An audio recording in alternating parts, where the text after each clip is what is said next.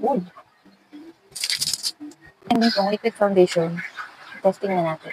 Ito nga pa lang, 1020 liquid foundation, long-lasting full coverage at waterproof. Itong nude and natural beige ang in-order natin. Ito natin itong natural beige dito. Ay, ang dami. Hindi ko lang nilagay ito dito. Parang buong mukha na to. Pero kalati lang muna.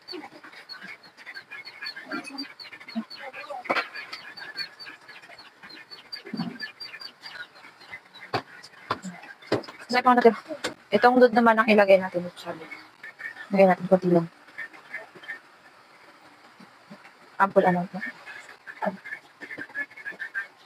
Nabay na natin yung guys kasi wala akong sponge.